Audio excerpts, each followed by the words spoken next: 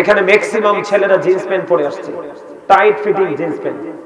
আমি যদি তার উপরের পোশাকটা আলগি দেই, উপরে উঠালে দেখতে পাবো নাভির কমপক্ষে 2 থেকে 3 আঙ্গুল নিচে তার প্যান্টটা।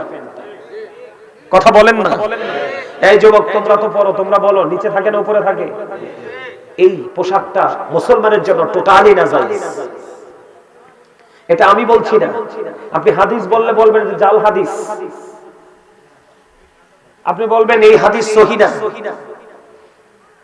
আল্লাহ রাব্বুল আলামিন কোরআনে বলেছেন ইয়া বানি আদম কদ আনজালনা আলাইকুম লিবাসান ইউওয়ারি সাওআতিকুম ওয়া রিশান ওয়া লিবাসুত তাকওয়া যালিকা খায়র।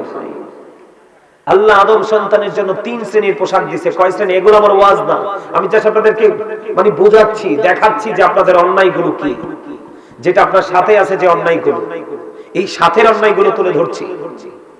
আল্লাহ মানুষকে 3 শ্রেণীর পোশাক দিয়েছে। কয় শ্রেণীর? একটা লজ্জাস্থান ঢাকার পোশাক, আর একটা সাজের পোশাক, আর একটা তাকওয়ার পোশাক। কিসের পোশাক? এই দেখেন আমার যে পোশাকটার দিকে আপনারা তাকান, আমার পোশাকটার দিকে একটু ভালো করে তাকান। আমার পোশাকটা সুন্দর না অসুন্দর? শুধু সুন্দর না, অনেক সুন্দর। এই পোশাকটা লন্ডন থেকে আসছে। কোত্থেকে? লন্ডন থেকে আমার একজন প্রিয় মানুষ নিয়ে এসেছে, লন্ডন থেকে আমাকে দেখতে আসছে, আসার জন্য নিয়ে আসছে। আমি আজকে পরে এসেছি। কেন পরে এসেছি? আজকের মাহফিলের আমি সম্মানিত উপস্থিতি, প্রধান বক্তা।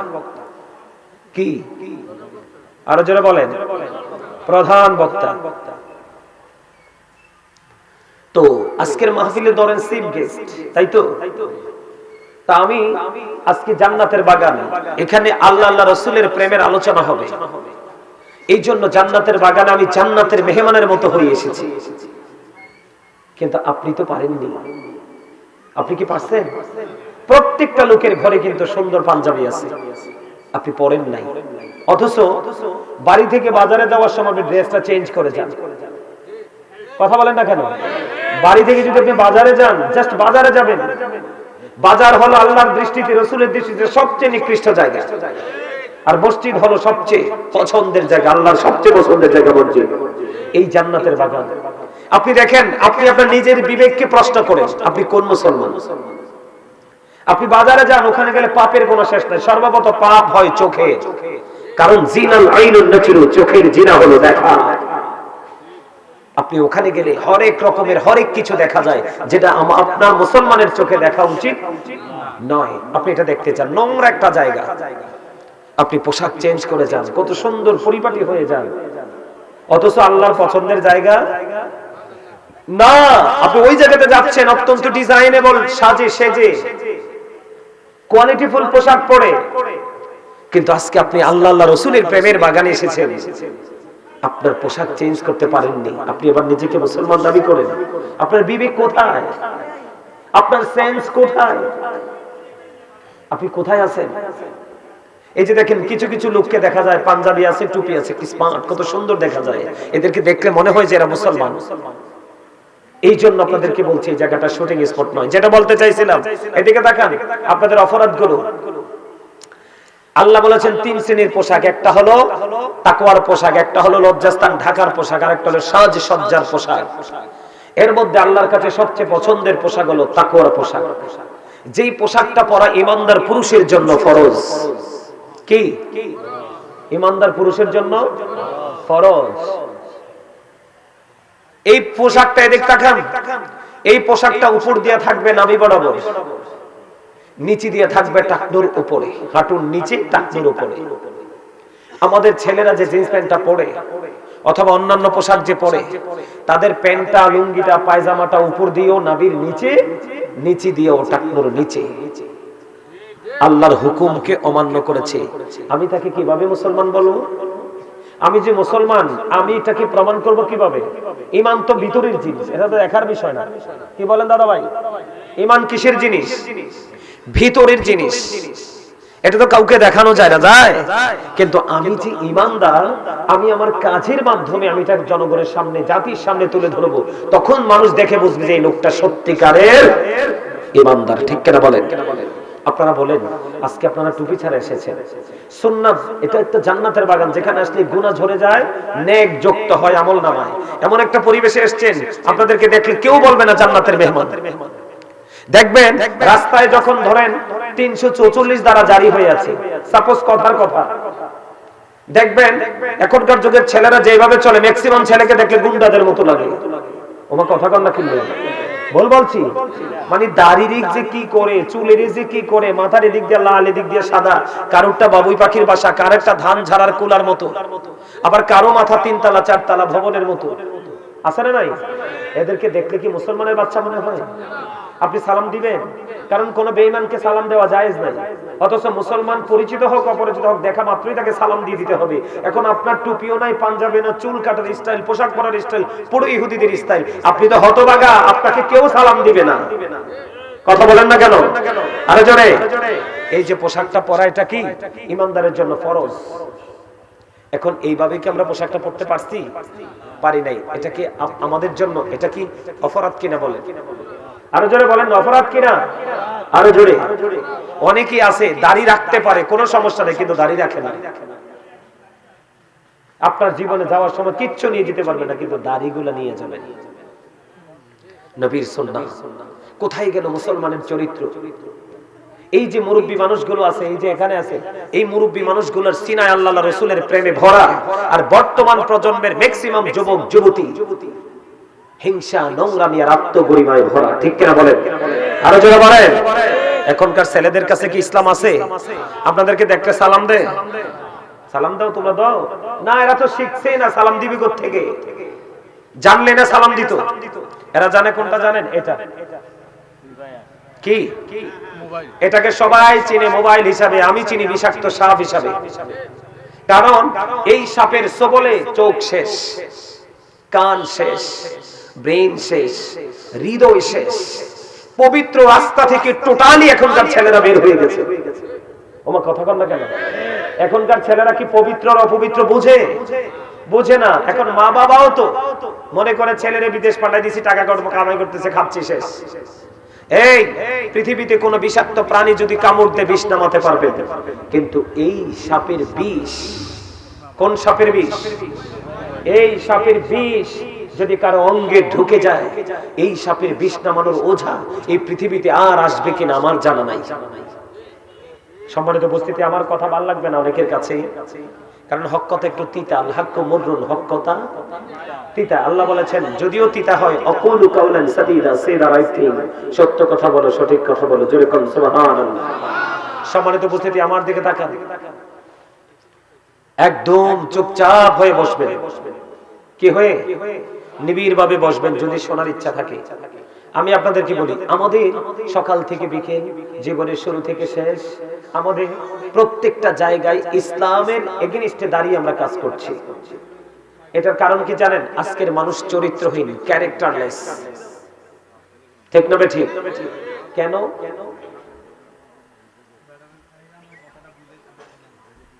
এখনকার মানুষ চরিত্রহীন কেন জানেন? কারণ আল্লাহ বলেছেন, সে বলুন, ইফ ইউ ডু লাভ আল্লাহ, যদি তোমরা আল্লাহকে ভালোবেসে থাকো, ফলোমি মুহাম্মদ সাল্লাল্লাহু আলাইহি ওয়াসাল্লাম, মুহাম্মদ সাল্লাল্লাহু আলাইহি সাল্লামের অনুগত হয়ে যাও, আল্লাহ উইল লাভ ইউ, আল্লাহ তোমাদেরকে ভালোবাসবে, এন্ড ফরগিভ ইউর সিনস, আল্লাহ তোমাদের সমস্ত জীবনের গুনাহগুলি maaf করে দিবে। আল্লাহ কোরআনে বলেছেন, কুল ইন কুনতুম তুহিব্বুনাল্লাহ ফাত্তাবিউনি ইউহিব্বুকুমুল্লাহু ওয়া ইয়াগফির লাকুম যুনুবাকুম, আল্লাহু গফুরুর রাহিম। আল্লাহকে পেতে হলে কি করতে হবে?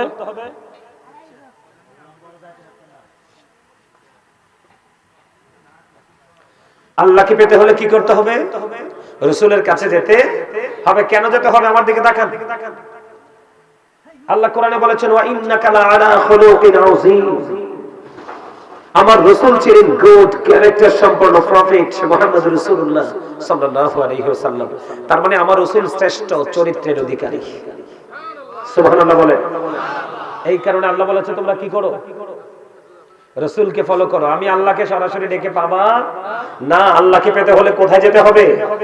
রাসূলের কাছে। বলেছে কে? আল্লাহ। খেয়াল করেন, ওয়াজ কিন্তু আপনাদেরকে কি করতে হবে? নিয়ে যেতে হবে। আপনি উদাসীনতার মধ্যে থাকলে আপনি কিছুই বুঝবেন না। আল্লাহ আমার রাসূল ছিলেন শ্রেষ্ঠ সত্যবাদী। ঠিক কিনা বলেন? এবার আসেন, আমেরিকার গবেষক মাইকেল এইচ হার্ট তিনি বক্তব্য দিয়েছেন the 100 A ranking of the most influential person in the history. তিনি 100 জন প্রভাবশালীর তালিকা করেছেন। ইনফ্লুয়েন্সিয়াল দ্বারা আপনার আমার প্রাণের রাসূলকে শ্রেষ্ঠ প্রভাবশালী হিসেবে আখ্যায়িত করেছেন। জোরে জোরে কোন সুবহানাল্লাহ, আরো জোরে। আমাদের দেশে অনেক রাজনীতিবিদ আছে না, সে রাজনীতিটা করে মানুষ মারার জন্য। আমার কথা কয় না, মানুষ বাড়া বলতে পারেন তার জায়গা দখল করা, তার সরকারিভাবে বরাদ্দ আসলে তার প্রিয় মানুষগুলোর বা তার ওয়ার্ডের মানুষগুলোর হকগুলো মেরে খাওয়া, এগুলোর জন্য অনেক মানুষ আছে। কেন আমি বলছি এটা, আমি প্র্যাকটিক্যালি তো দেখছি, কিন্তু আমি কোরআন হাদিস থেকে কালেক্ট করেছি। আমার রাসূল বলে গেছেন, characterless people will come in national power. চরিত্রহীন লোক জাতীয় ক্ষমতায় যাবে কিয়ামতের আগে। যখন চরিত্রহীন লোক জাতীয় ক্ষমতায় যাবে, মানে যেই ব্যক্তি চেয়ারের যোগ্য না সেই ব্যক্তি চেয়ারে চলে যাবে, তখনই মনে করবেন যে কিয়ামত খুব কাছে। নাউজুবিল্লাহ বলেন না, আরো জোরে বলেন। আমি আমার ব্যক্তিগত একটা বক্তব্য আপনাদের সামনে তুলে ধরতে চাই। আমার ব্যক্তিগত বক্তব্য হলো, I love my country and country's people. আমি দেশকে ভালোবাসি এবং দেশের মানুষকে ভালোবাসি। আমার সুবহানাল্লাহ বলবেন না, আরো জোরে বলেন না, আরো জোরে। আমি আমার দেশকে ভালোবাসি এবং দেশের মানুষকে ভালোবাসি। যারা নেতা হয় তাদেরও কিন্তু আমার মতো সে বক্তব্যটা দেওয়ার উচিত ছিল। কথা বলেন না কেন? তাদেরও আমার মতো বক্তব্য দেওয়ার উচিত ছিল যে I love my country and country's people. আমি আমার দেশকে ভালোবাসি এবং দেশের মানুষকেও ভালোবাসি। এটা একজন রাজনীতিবিদের বক্তব্য হওয়ার কথা ছিল, কিন্তু এই রাজনীতিবিদের বক্তব্যটা কেন এমন হচ্ছে না জানেন? এটা না হওয়ার কারণ হলো, ওই যে ডক্টর আহমদ পেয়ারা বাগদাদি পীর সাহেব কেবলা, যিনি বসরা ইউনিভার্সিটির লেকচারার ছিলেন, তিনি বলেছেন, of all the great religious personalities of all prophet, Muhammad রাসূলুল্লাহ সাল্লাল্লাহু আলাইহি ওয়াসাল্লাম ওয়াজ দ্য মোস্ট সাকসেসফুল। আওয়াজ তুলে বলেন না সুবহানাল্লাহ। ডক্টর আহমদ পেয়ারা বাগদাদি পীর সাহেব কেবলা তিনি বলে দিয়েছেন, পৃথিবীতে যত নবী রাসূল এসেছে, রাজনীতি থেকে ইমামতি, ইমামতি থেকে রাজনীতি, প্রত্যেকটা জায়গায় আমার নবী সবচেয়ে সফল, মোস্ট সাকসেসফুল, সবচেয়ে বেশি সফল। র্যাঙ্কিং এ আমার রাসূলের কাছে যাওয়ার মতো কারো কোনো দুঃসাহস নেই। আমরা সেই নবীর উম্মত, কিন্তু আমরা কেন অন্য সকল উম্মতের চাইতে উত্তম চরিত্রের হতে পারলাম না? ওই যে রাসূলকে ফলো করছি না, এই জন্য। তাই তো আমার রাসূল ছিলেন শ্রেষ্ঠ চরিত্রের অধিকারী, আমরা কিন্তু সেই শ্রেষ্ঠ ক্যারেক্টার, গুড ক্যারেক্টার সম্পন্ন পারসন আমরা হতে পারিনি। তার কারণ আমরা রাসূলকে ফলো করতে পারি না। এটার নাম মুসলমান নয়, এটার নাম সুন্নি জামাত নয়। এই নাম দিয়ে আপনি কতদিন চলবেন? আমার রাসূল বলে গেছেন, আহলুস সুন্নাহ ওয়াল জামাত ইজ দ্য বেস্ট পার্টি। আমার রাসূল বলেছেন, সুন্নি জামাত হলো শ্রেষ্ঠ দল। এই দলকে আল্লাহ বলবেন, ইউ গো টু প্যারাডাইস, তোমরা জান্নাতে চলে যাও। আর যারা এই দলকে উপেক্ষা করে অন্যত্রে চলে যাবে, তাদের জন্য বরাদ্দ, you have to go to hell, তোমাদেরকে মাস্ট বি চলে যেতে হবে জাহান্নামে। আওয়াজ তুলে বলেন নাউজুবিল্লাহ। আমার কথা কি আপনারা স্পষ্ট বুঝতেছেন? এখন আমাদের দেশের মানুষ, ম্যাক্সিমাম মানুষ এটার মাধ্যমে মিথ্যা কথার এক ছড়াছড়ি সমাজের মধ্যে প্রবল বেগে ছড়ছে, ঠিক কিনা বলেন? কোনটার মাধ্যমে? আরো জোরে। আপনি আছেন কোথায়? ধনেশ্বরে। আপনার বন্ধু কিন্তু অস্থির হয়ে গেছে আপনার জন্য। আপনি আছেন ধনেশ্বরে, আপনি বলতেছেন, দোস্ত আমি বরুড়াতে আছি। কথা বলেন, বাস্তব কিনা? আমার রাসূল বলেছেন, মানুষ হাসতে হাসতে এমন পাপ করে ফেলে, যে পাপ মানুষকে মাসরিক থেকে মাগরিব পর্যন্ত জাহান্নামের দিকে এগিয়ে নিয়ে যায়। নাউজুবিল্লাহ বলেন। মাসরিক থেকে মাগরিব মানে বুঝছেন, পৃথিবীর এক প্রান্ত থেকে আরেক প্রান্ত পর্যন্ত যতটুকু ডিসটেন্স, যতটুকু দূরত্ব, অতটুকু সমপরিমাণ রাস্তা মানুষ জাহান্নামের দিকে এগিয়ে যায়। আপনি যে হাসতে হাসতে কথাটা বলে ফেললেন, কতটুকু অন্যায় করেছেন আপনি কি জানেন? জানেন না। কারণ একটা ব্যক্তি যখন মিথ্যা কথা বলে, মিথ্যা কথা বলার কারণে তার মুখ থেকে এত বেশি দুর্গন্ধ বের হয়, তার সিকিউরিটি হিসেবে যে ফেরেশতা আল্লাহ দুনিয়াতে পাঠিয়ে দিয়েছে, এই ফেরেশতা তার এই দুর্গন্ধ সহ্য করতে না পেরে সে তার কাছ থেকে 1760 গজ দূরে গিয়ে অবস্থান করে। আওয়াজ করে কোন নাউজুবিল্লাহ। মিথ্যাবাদীর আরেকটা নাম হলো মুনাফিক। মিথ্যাবাদীর আরেকটা নাম কি? মুনাফিক। ইন্নাল মুনাফিকিনা ফি দারকিল আসফালি মিনান নার। আমার রাসূল আল্লাহ বলেছেন, the hypocrites will be in the lowest phase of hell. মুনাফিকরা জাহান্নামের একবারে সর্বনিম্ন স্তরে থাকবে। আর এদিক দিয়ে হাদিস শরীফের মধ্যে এসেছে, আমার রাসূল বলেছেন, believers love the profit, hypocrites don't love the profit. আমার রাসূল বলেছেন, ঈমানদাররা আমি রাসূলকে ভালোবাসবে আর মুনাফিকরা আমি রাসূলকে ভালোবাসবে। জোরে কোন নাউজুবিল্লাহ। আপনারা কি আমার কথা খারাপ লাগে নাকি শুনতে ভালো লাগে? সবার কাছে ভালো লাগে? কার কার কাছে ভালো লাগে দুই হাত উঁচু করে দেখান। সোজা করে এইভাবে, আরো সুন্দর করে।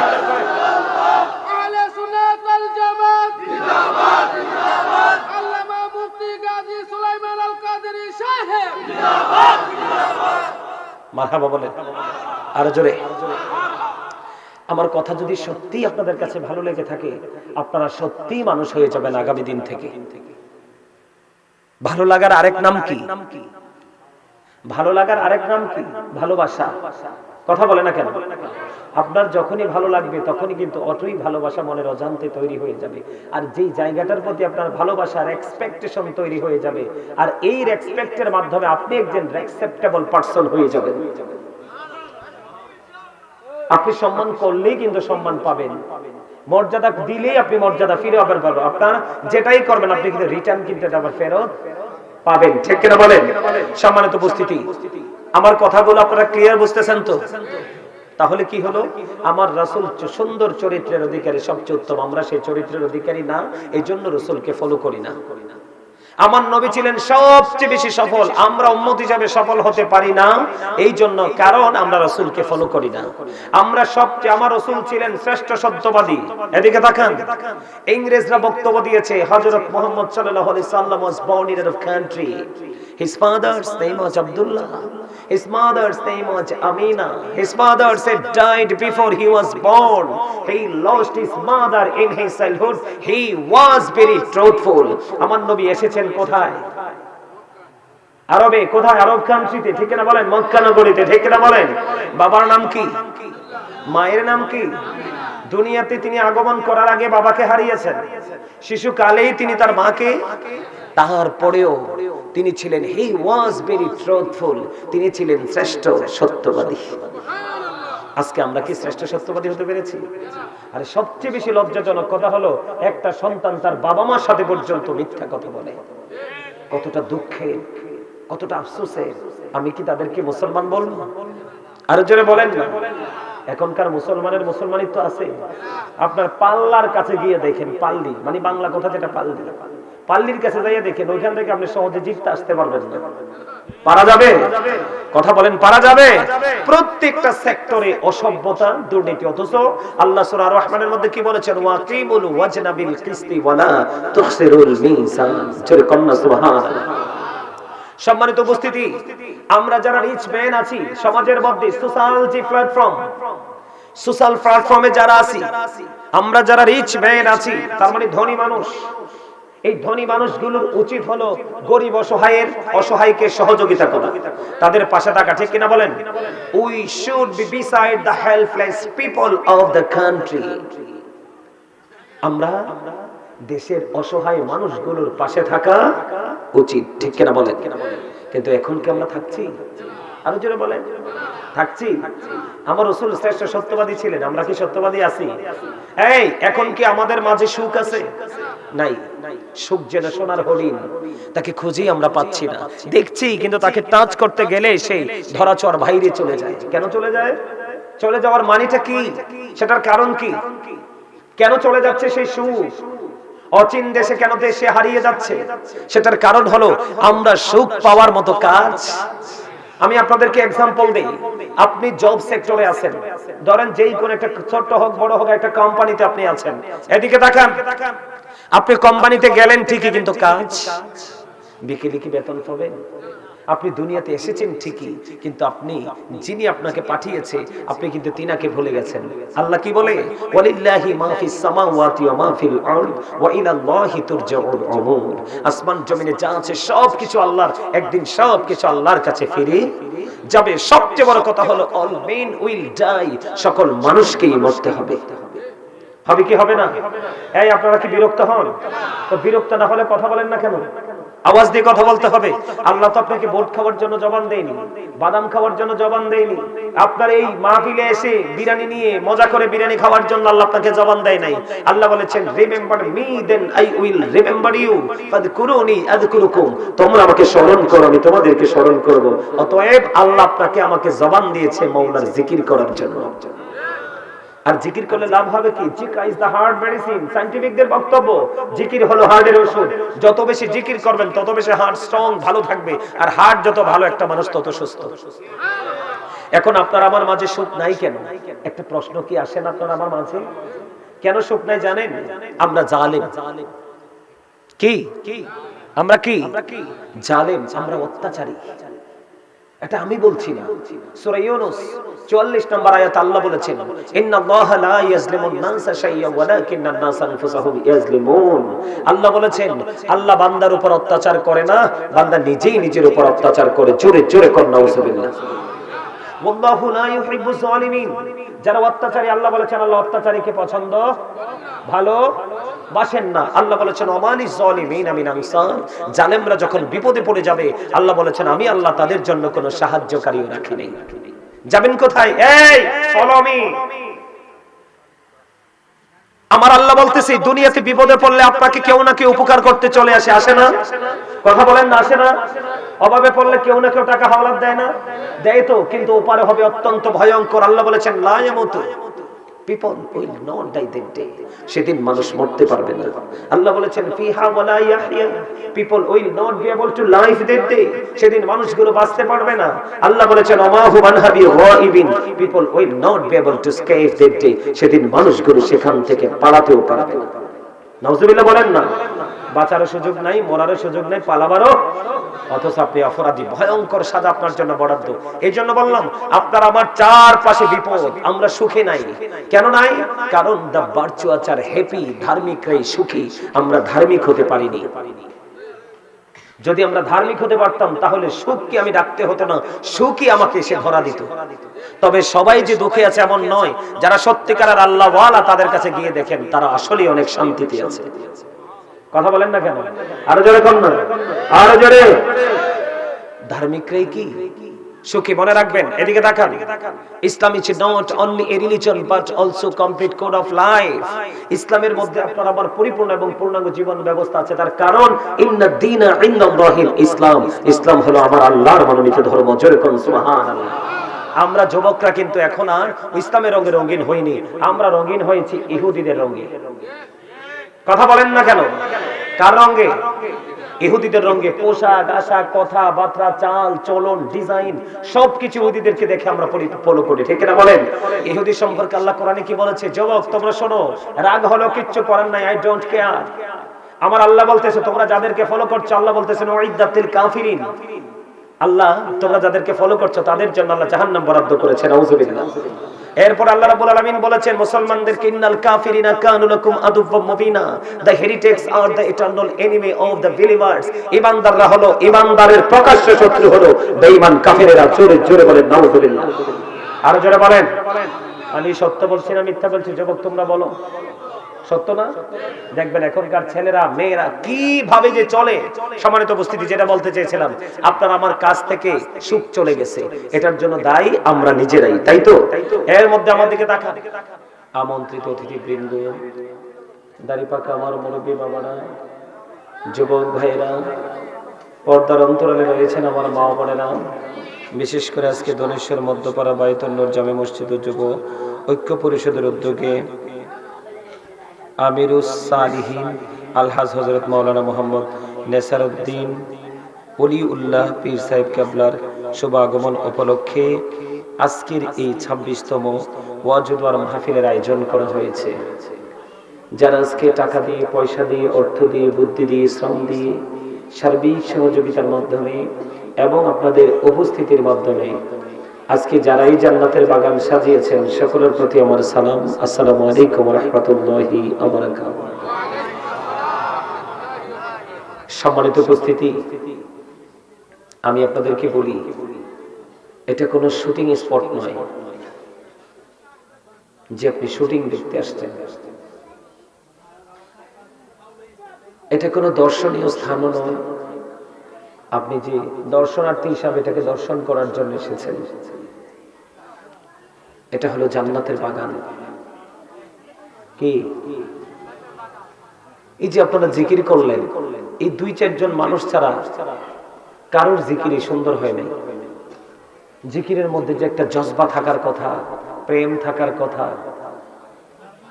মৌমাছি যখন স্থান ত্যাগ করে দেখেননি, আওয়াজ শোনেননি, তাদের আওয়াজের মধ্যে কোনো ধরনের বেশ কম হয়নি, 19-20 হয়নি, তাদের আওয়াজটা থাকে অত্যন্ত প্রেমময়। মানে মধুফুক, আমরা মধুফুক বলি কি মধুফুক যখন গুনগুন করে স্থান ত্যাগ করে, দেখেন ওদের আওয়াজ মনোমুগ্ধকর, 19-20 নাই। আমরা তো আজকে আল্লাহ রাসূলের প্রেমের বাগানে মৌমাছি হয়ে এসেছি মধু আহরণ করার জন্য।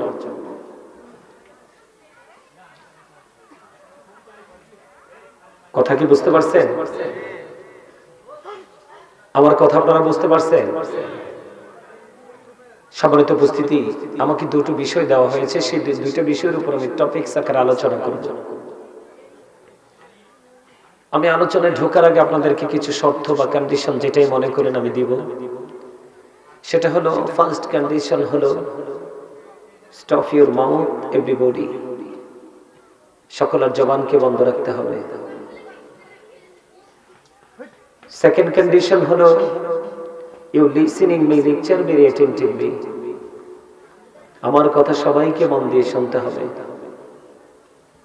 আর আপনি যদি মনে করেন আই সে ডোন্ট অ্যাকসেপ্টেবল, আমি বলবো I say go to your seat out of sight. আপনার এখানে ভালো না লাগাটাই স্বাভাবিক। একজন মানুষকে সবার কাছে ভালো লাগে না, একজন আলোচক সবার কাছে প্রিয় হতে আপনার ভালো লাগে না, তো আপনি সোজা এখান থেকে ওই যে দেখা যায় মানুষ এদিক দিয়ে আসতেছে আর যাচ্ছে। আপনাদের যদি ভালো না লাগে আপনারা সোজা বের হয়ে চলে যাবেন, কারণ এটা একটা ক্লাস।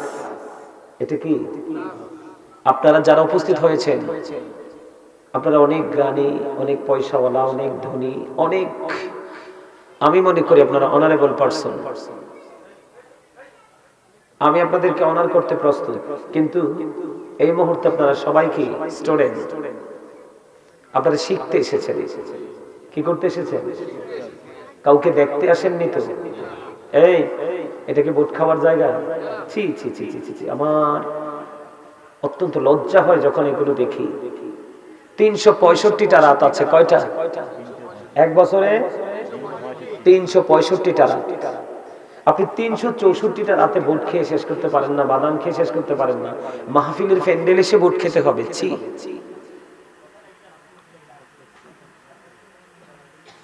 শুনেন, আমরা এসছে নামের মুসলমান। আমরা কি নামের মুসলমান? আপনারা দেখেন কয়টা ছেলের মাথায় টুপি আছে, আপনারা দেখেন। এটা কি আমাদের যে ইসলাম ধর্মের সংস্কৃতির চর্চার কি একটা অংশ না টুপি? কথা বলেন না কেন? টুপি কোথায়? আজকে আপনারা মাহফিলে আসছেন, টুপি নাই, আবার নিজেকে কি মনে করেন? মুসলমান। আপনি যে মুসলমান আমি বুঝবো কি করে? আপনার মাথা থেকে পা পর্যন্ত পুরো বডি তো ইহুদিদের রং।